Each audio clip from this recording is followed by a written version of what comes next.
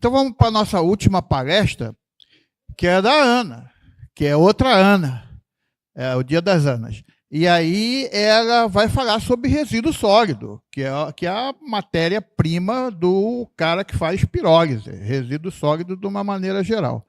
A Ana é professora da UERJ, tá? E vai contribuir aqui com a gente numa palestra maravilhosa. Bom, boa tarde a todos e todas. Queria agradecer ao professor Gilberto pelo convite, também cumprimentar a plateia, os organizadores. É uma satisfação estar aqui, fazendo essa reflexão com vocês. Então, eu vou falar sobre valorização de resíduos sólidos urbanos, né? As lacunas e barreiras de efetivar essas tecnologias. Agradeço também a palestra da Ana, que antecedeu a minha, né? Porque mostra o problema que a gente vive nas cidades. Então, primeiramente, eu vou fazer aqui, apresentar por que a geração de resíduos está atrelada ao desenvolvimento econômico e social que vivemos desde a Revolução Industrial. Então, no início, antes da Revolução Industrial, os resíduos eram basicamente resíduos orgânicos, né? E produtos artesanais mais duráveis. Foi, então, a partir da Revolução Industrial, onde se começou uma produção em massa, né, de resíduos, a expansão do mercado e resíduos, o surgimento de uma variedade, complexidade dos resíduos. Então, durante o século XX, esse crescimento das cidades, o crescimento da industrialização, contribuíram para aumentar a geração de resíduos e criar uma cultura de resíduos descartáveis, né? Então, atualmente, a gente vive essa era do descartável, onde foram criados produtos, embalagens que facilitam nossas vidas, mas estão impactando muito o meio ambiente, né? Então, poluição do solo, poluição do ar, poluição da água, perda da biodiversidade, emissões de gases de efeito estufa, né, que provocam o aquecimento global e as mudanças climáticas, que são o maior problema que a gente vive atualmente, né, e impacto na saúde humana. Então, há um estresse e um impacto no meio ambiente em decorrência da alta geração de resíduos.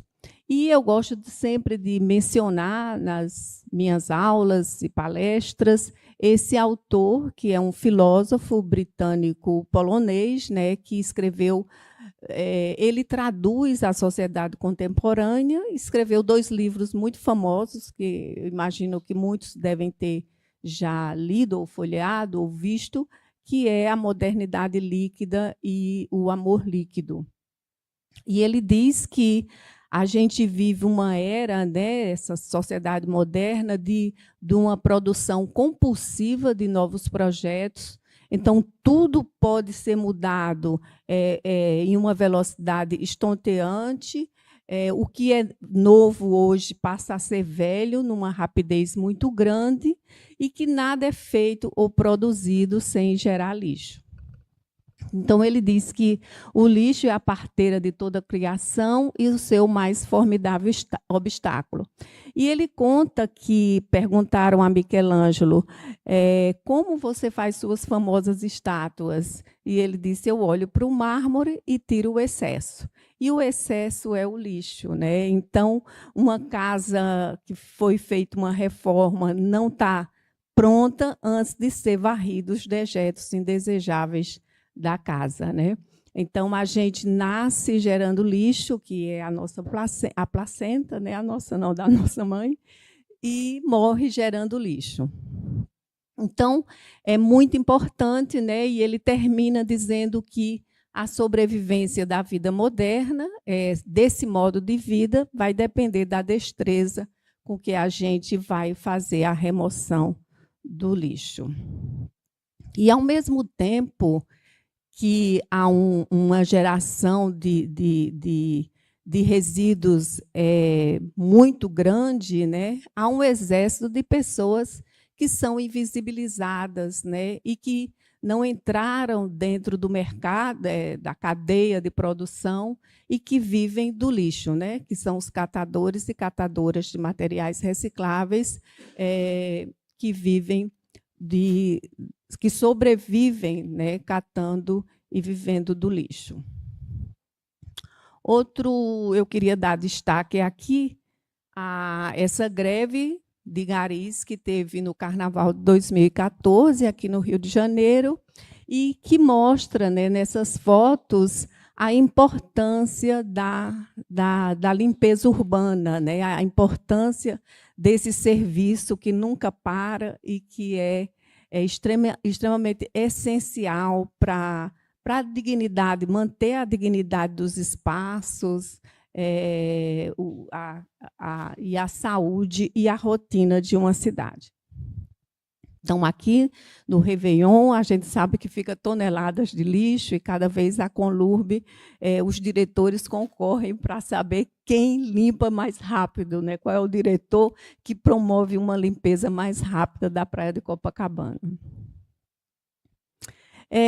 Eu também acho interessante essas fotografias que eu vou mostrar aqui para vocês, que é de um fotógrafo chamado Peter Menzel, que ele teve uma ideia que, a meu ver, achei muito interessante. Ele fotografa famílias, né, com suas posses em diferentes países do mundo.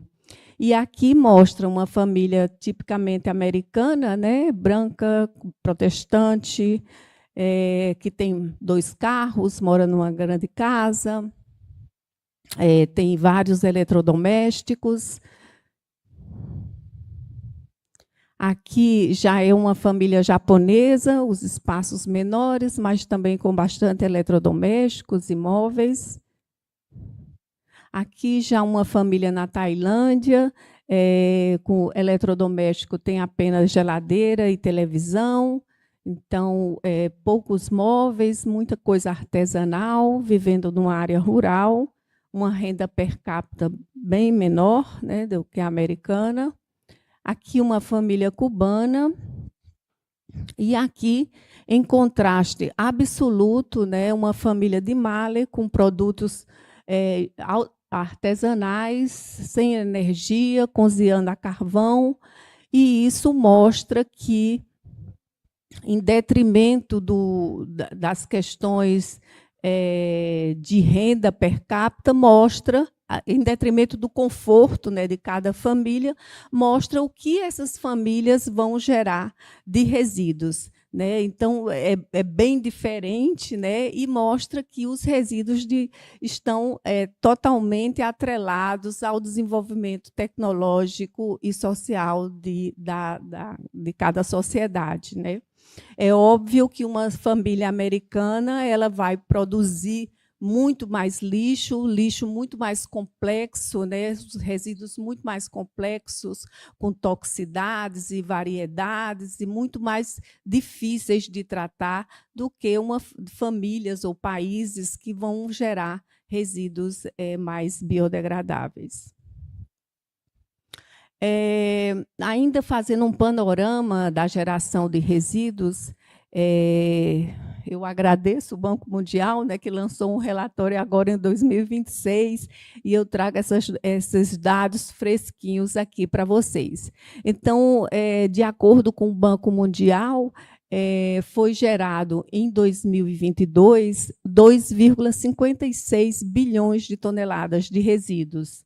E é interessante que essa geração de resíduos estava prevista para 2030, no penúltimo relatório, né? E em 2022 já alcançamos o que era previsto para 2030.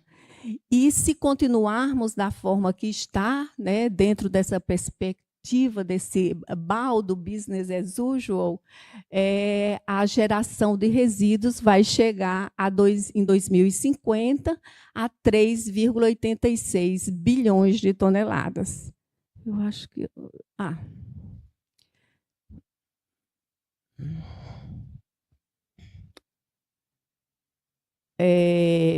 E o preço, né, o que é gasto com a geração de resíduos, né, com a gestão de resíduos. Então, em 2022, foram gastos 250 bilhões de dólares, né, para gerir os resíduos, e a projeção é que tenha um gasto de 426 bilhões de dólares. Então, os países de baixa renda, de média renda, gastam em torno, que é o caso do Brasil, né, gastam em torno entre 40 e 45 dólares por tonelada, em geral, para coleta e descarte em aterros ou sanitários ou lixões. Lixões não se paga, né, mas aterros sanitários e aterros controlados. E nos países de alta renda, o investimento é de 120 dólares por tonelada. Então, a gestão de resíduos ela já consome 6% dos orçamentos municipais, o que é muito considerável, né? Se você imaginar cidades pequenas consumir 6% do orçamento municipal para a gestão de resíduos e, além do mais, a gestão ser apenas coleta e disposição, é um gasto significativo. Então,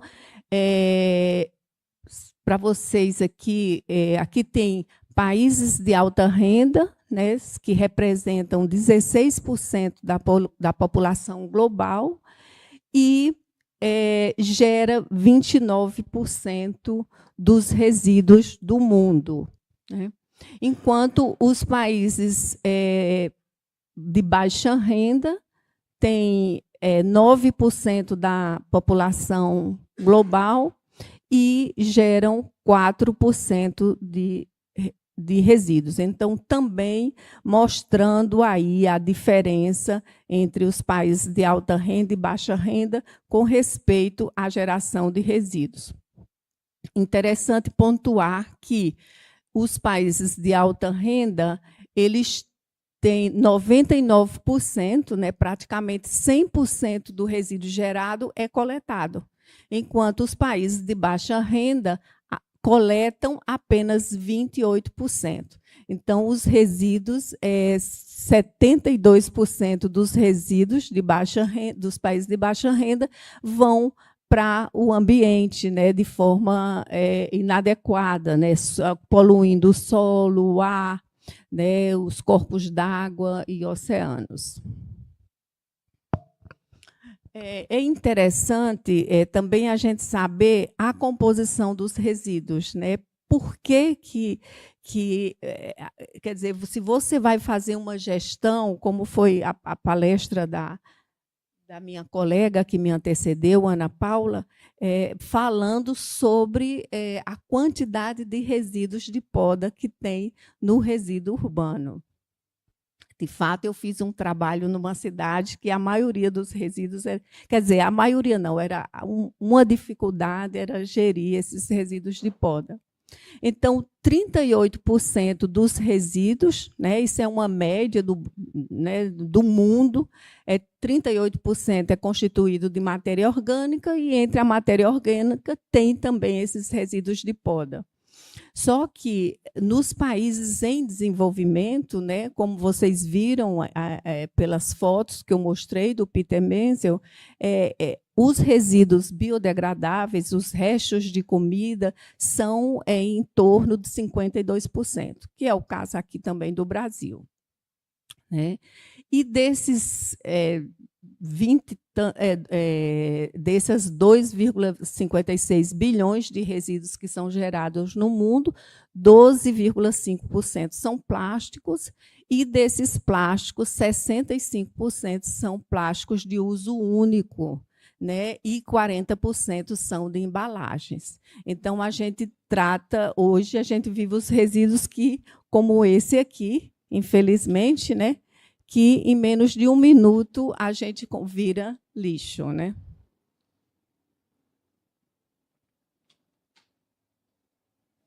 E 50% de resíduos secos, né? Resíduos que podem ser reciclados, entre eles os resíduos eletrônicos.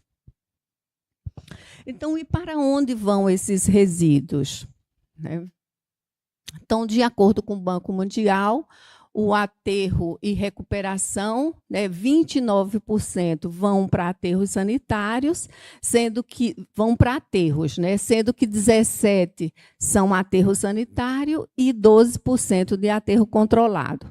21% são recuperados através de reciclagem, compostagem e digestão anaeróbia, 20% de incineração, com recuperação de energia, e 30% dos resíduos são perdidos no ambiente, 17% não é coletado e 13% vão para lixões a céu aberto. Então, assim, o Brasil está na mesma...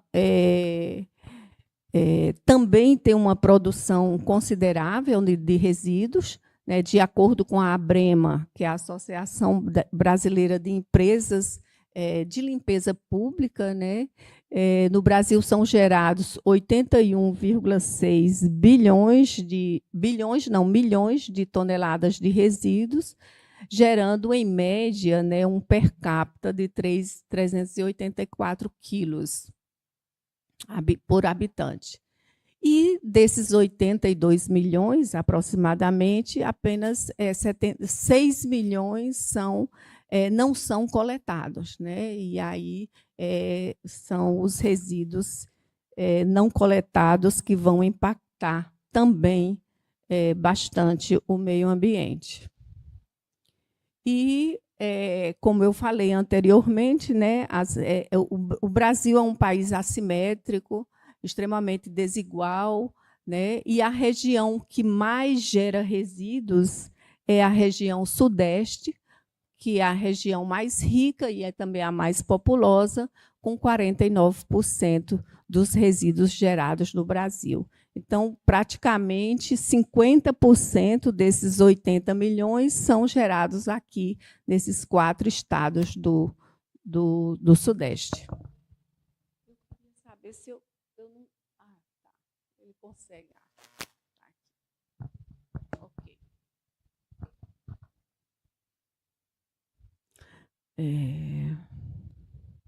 Então, o Brasil ele segue uma tendência mundial, né, de crescimento de resíduos.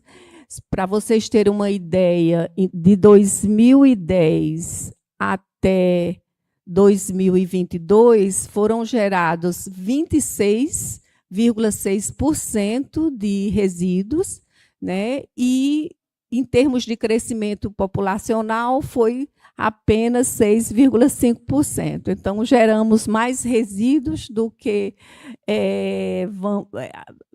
tem o crescimento populacional. E outro aspecto interessante é que 85% da população brasileira vive nas cidades.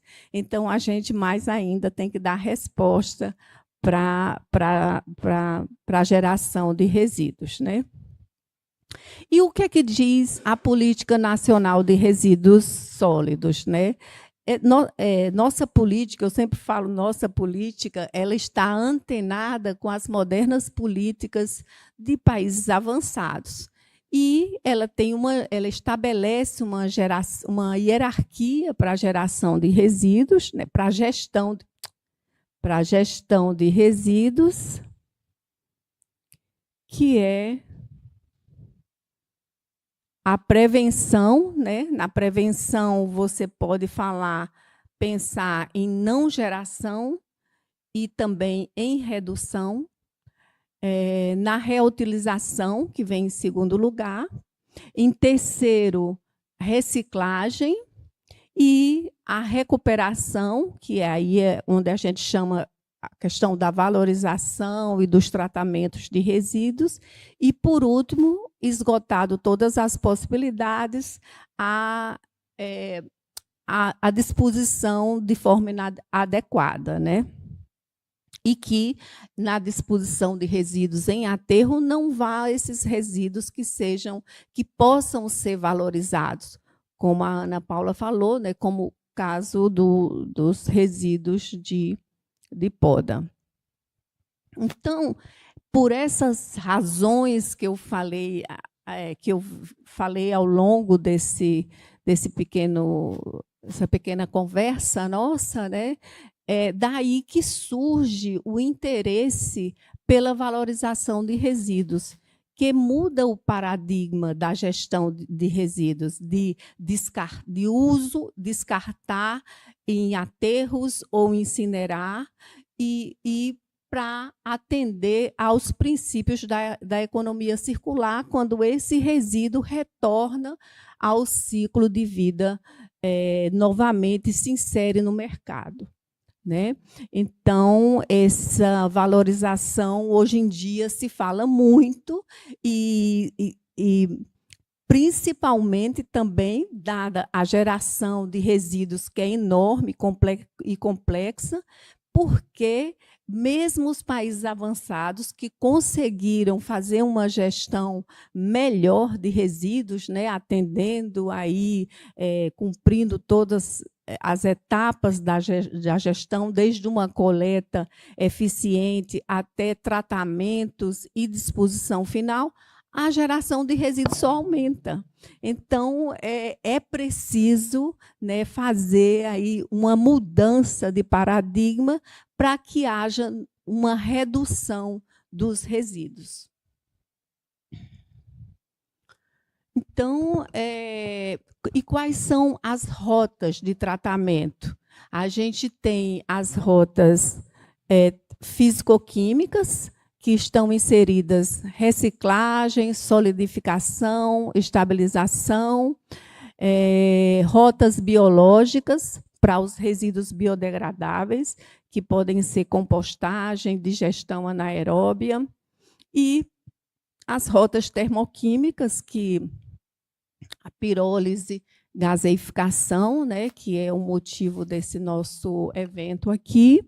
E, claro, tem rotas combinadas, rotas híbridas e outras rotas tecnológicas, como mineração de aterros e outras tecnologias, mas eu vou falar dessas 3 tecnologias de forma também muito breve, mas destacando. Então, com respeito à reciclagem, a gente tem a reciclagem pré-consumo, que é quando o resíduo é aproveitado dentro do processo produtivo, né, gerando o mesmo produto. E a gente tem a reciclagem secundária, né, chamada também de mecânica, que é a reciclagem pós-consumo, quando a gente aí necessita de uma segregação prévia do material, faz nossa coleta seletiva, né, essa reciclagem secundária. A reciclagem terciária, que também a gente tem discutido aqui ao longo desses 2 dias, né, vem essas rotas termoquímicas, né, pirólise, gaseificação, e a reciclagem quaternária, que é quando você usa a recuperação energética a partir dos resíduos. Então, a solidificação e estabilização são técnicas que a gente usa para estabilizar resíduos contaminados, perigosos e tóxicos, né? Quando você vai usar ali algumas substâncias ou encapsular esses materiais para você poder transportá-los de forma que não causem perigo, né? Você tanto pode armazenar como transportar e dispor de forma mais segura, né? E esses materiais, né, podem também ser valorizados, né, como cinzas de incineração contaminadas para blocos de concreto, ou tijolos, outros materiais. A tecnologia de compostagem, né, é uma tecnologia milenar, fácil, simples, uma decomposição aeróbia dos resíduos, né? Eu sempre digo para os meus alunos, não tem compostagem anaeróbia, onde você transforma resíduos. Então, é uma tecnologia simples, como eu falei, ela tem a dificuldade de ocupar grandes áreas, né, e de ser lenta. Então, não é fácil, viu, Ana, fazer revisão, tratar resíduos orgânicos. Não é fácil, né? Não é fácil tratar resíduos de uma forma geral, né? A gente fica achando que é fácil, porque como se é tão simples e tão fácil, por que não se faz? Não é fácil. E, inclusive, nos países desenvolvidos, né, que estão bastante avançados, eles têm uma dificuldade enorme de tratar os resíduos orgânicos, né? A digestão anaeróbia é uma degradação, né, dos resíduos em biodigestores, né, quando você vai ter um controle maior do processo. Então, a digestão anaeróbia, você vai ter biogás, você vai ter um solo com o digestato, né? Você também pode tirar valorizar outros materiais, né, através desse processo, como precipitação de estruvita e outros componentes, né? Então, é uma tecnologia super que está se desenvolvendo muito, né? Eu fiz meu pós-doutorado em Barcelona, na universidade, no departamento de biotecnologias. Eu sou engenheira civil e fui trabalhando com o meio ambiente e fui fazer o pós-doutorado no departamento de engenharia química, né? Porque eu queria estudar a digestão anaeróbia e essas tecnologias. E, assim, eles valorizam bastante e está, assim, de moda, vamos dizer assim, na Europa, os tratamentos de resíduos orgânicos, né? Eles estão querendo sair da incineração e estão buscando tecnologias, né, para tratar os resíduos orgânicos, dada a grande quantidade que é gerada, né? Então, a gente também tem a pirólise, né, que é as tecnologias termoquímicas, que foi o que foi discutido aqui bastante, então eu não vou nem falar muito sobre a pirólise, e a gaseificação. Essas foram as tecnologias que eu dei destaque, né, nessa apresentação.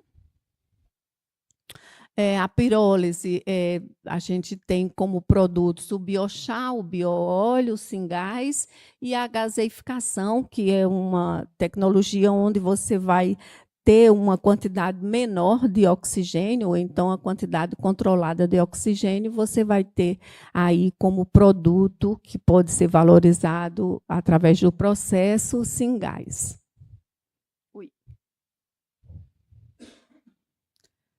Então, eu vou passar aqui. Você também pode usar tecnologias híbridas, né? No caso, por exemplo, na Alemanha, eles fazem a digestão anaeróbia, mas para não usar o digestato diretamente na agricultura, eles passam primeiro por um processo de compostagem. Então, você pode usar outras tecnologias, né? Ou tecnologias combinadas para tratar os resíduos. E, então, vamos ver aqui, que é o motivo, né, do título da minha palestra, por que essas tecnologias, se é tão importante valorizar os resíduos, por que não são tão disseminadas, né? A gente tem aqui no Rio de Janeiro, que é uma cidade, eu acredito que seja a segunda cidade mais rica do Brasil, né? Que gera entre 10 e 12 mil toneladas por dia de resíduos, 50% matéria orgânica, e esses resíduos todos vão para o aterro de Seropédica. Por que não tem? E nós temos apenas um biodigestor aqui no Rio de Janeiro, que é o biodigestor que está no Caju, que foi um investimento de 10 milhões de reais e, até o momento, opera com 30 toneladas. Então, é muito difícil você ter tecnologias para dar vazão, né, que possam absorver toda a geração de resíduos de uma cidade, no caso, aqui como exemplo do Rio de Janeiro. Então, o primeiro ponto que eu destaco, né, são os altos custos operacionais, altos custos de investimento inicial. É muito difícil competir, por exemplo, com aterro sanitário, né? Se a Conlurb paga R$ 150 a tonelada, como é que ela vai competir com pirólise, com biodigestão e outras tecnologias? Então, essas tecnologias elas vão exigir, né, um alto custo operacional e alto custo, um investimento altíssimo inicial e também um alto custo operacional. Vai precisar de mão de obra especializada, do expertise, né? A gente tem que saber operar essa tecnologia. Então, o biodigestor do Caju é um exemplo, né, do quanto a gente precisa saber operar e se desenvolver com respeito à utilização dessas tecnologias. Diga. Então, 30 toneladas. Opera praticamente no limite. Diga.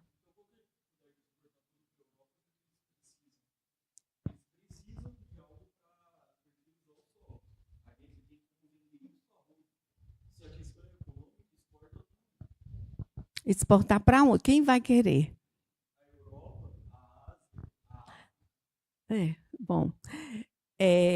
Foi bom você tocar nesse assunto aí, porque é o seguinte,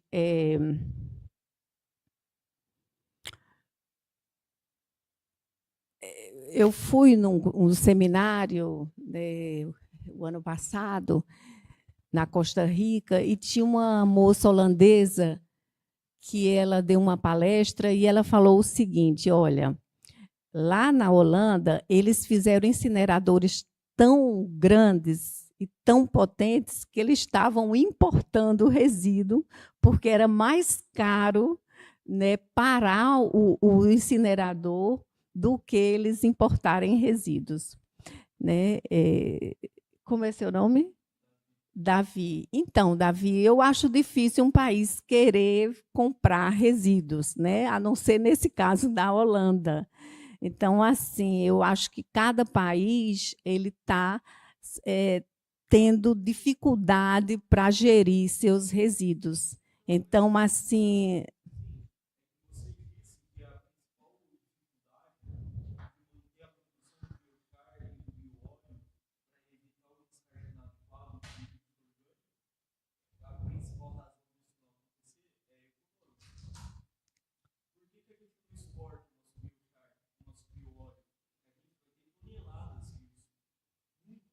eu espero que um dia a gente chegue nesse mundo, né? De poder exportar essas toneladas. Obviamente, a gente tem uma capacidade muito grande, né, de muita biomassa, já que é um país que a atividade agrícola é uma atividade muito forte. Né? Mas eu espero que aí o professor povoe nossa agricultura com pirolizador para a gente exportar bastante. Exato, exato. Exatamente. Primeiro vamos tentar sair do basicão, que é o que a gente faz, né? Coleta e disposição final em aterro ou sanitário, ou aterro controlado, ou lixões. Regiões como regiões norte, cidades 60% dos resíduos na região norte vão para lixões. Então, do ponto de vista técnico, né, a gente pode falar que existe uma dificuldade muito grande com a segregação, né? E essa dificuldade também ocorre nos países avançados, né? Tanto que eles vão mudar agora a gestão. Por exemplo, em Barcelona, eles vão colocar chip nas bolsas de lixo, porque para saber, porque quando o caminhão pegar, né, eles vão ter sensores que eles vão identificar se naquele resíduo orgânico tem outro material que não seja o resto de comida, e eles vão largar a bolsa lá, na calçada, né, porque é uma grande dificuldade, né, a segregação de forma correta. E para fazer a reciclagem e usar biodigestão, compostagem, a gente tem que, incineradores e pirolizador, tem que vir um resíduo segregado, bonitinho, né, para que seja realizada sua valorização, né? Há também, por outro lado, da parte social, preconceitos, né? As pessoas não sabem daquela tecnologia, então, se fala em incineração, as pessoas, eu não quero saber porque tem emissões de dioxinas e furanos, e isso impacta muito e tal. Então, assim, há um desconhecimento sobre a eficiência, a efetividade dessas tecnologias. Há também temores, né, de desvalorização da região, né, onde está instalado, porque quem vai querer você ter um incinerador próximo no seu bairro, ou um biodigestor próximo? Então, é difícil. Um aterro sanitário, você ter uma ideia, o nosso aterro, né, que é de seropédica, ele tem apenas 12 anos. 12 anos. Né? Até 12 anos atrás, a gente tinha lixão, tinha um aterro controlado. Então, assim, estamos evoluindo, mas ainda a passos bastante lentos, né? Então, outro aspecto que é importante é o aspecto regulatório, né? Você tem que ter leis, você tem que ter fiscalização, você tem que ter monitoramento. Então, é importante essa questão regulatória.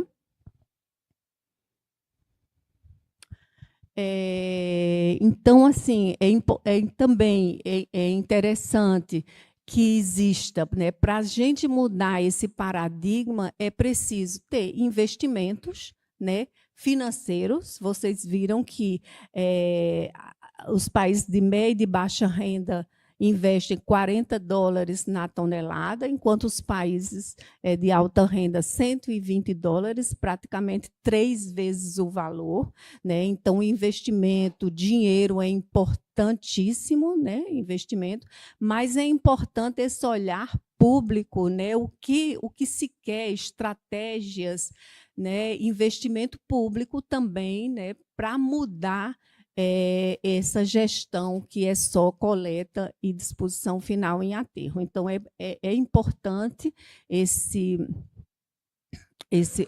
essa questão. Também é importante, para mudar, né, pode ser que taxar ou fazer algumas sanções para inibir os aterros sanitários, né? Não que eles não sejam importantes, mas é extremamente importante que não vá resíduos valorizáveis ao aterro, e limitar também, né? Porque senão não vai mudar. Aumentar, tem que ter uma redução muito grande em resíduos plásticos de uso único, tem que ser abolido essa é uma luta minha, né, para que a gente consiga ter leis que dificultem, né, e que proíbam o plástico de uso único. Na Europa já tem leis, né, que proíbem o plástico de uso único. Tem que ter um engajamento social também grande. Muitas vezes as pessoas criticam ou dizem: aqui no Brasil a gente não sabe separar, a gente não sabe fazer a coleta seletiva e tal, mas eu acho que não é só o cidadão, né? Eu acho que tem que ter política pública, tem que ter sanção, tem que ter benefício. Toda vez que tem investimento, a sociedade ela vai corresponder. Então, não gosto de culpabilizar o cidadão de forma nenhuma. Né? Então, essa regulação, fiscalização é muito importante. E também eu acho que a IA, né, inteligência artificial, ela vem aí também para contribuir, né, primeiro com as tecnologias no sentido de otimizar esse monitoramento e no sentido também de melhorar roteiros de coleta seletiva, sensores, né, para monitorar os resíduos, saber também os fluxos de resíduos. Então, eu acho que a inteligência artificial ela tem um papel, né, vai desempenhar um papel no melhoramento, né, da gestão de resíduos. E, para finalizar, né, deixar essa frase, que a gestão de resíduos não é apenas um custo operacional, é um investimento, né, mais fundamental no crescimento econômico inclusivo, na mitigação climática e na habitabilidade urbana. É isso, muito obrigada.